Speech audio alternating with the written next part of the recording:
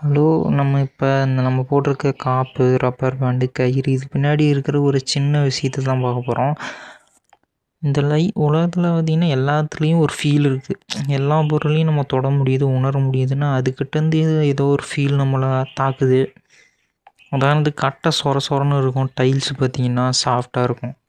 எல்லாத்துலேயும் ஏதோ ஒரு ஃபீல் ஏதோ ஒன்று இருக்குது. இப்படி இருக்கிற காப்பு, கயிறு, ரப்பர் பேண்டை நம்ம போட்டுக்கிறோன்னா, கைக்கு ஏதாவது போட்டுக்கிறோன்னா, வாட்சாக கூட இருக்கலாம், ஏதாவது ஒன்று கைக்கு ஸ்டாண்டர்டாக நம்ம ஏதாவது ஒன்று போட்டுருக்குறோன்னா அதுலேருந்து ஒரு ஃபீல் நம்மளை வந்துக்கிட்டே இருக்கும். அதனால் பார்த்திங்கன்னா நம்ம மட்டும் தனியாக இல்லாமல் ஒரு ஃபீலும் நம்மளோட அட்டாச் ஆகியிருக்குது.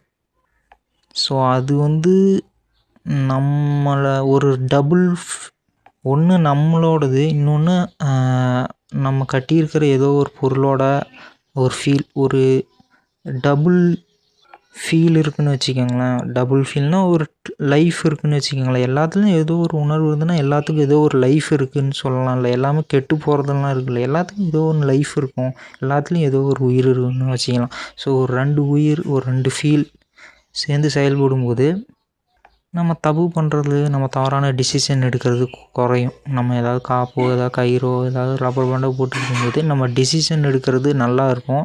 நம்ம நிறைய மிஸ்டேக் பண்ணுறத குறைக்க முடியும். பாய்.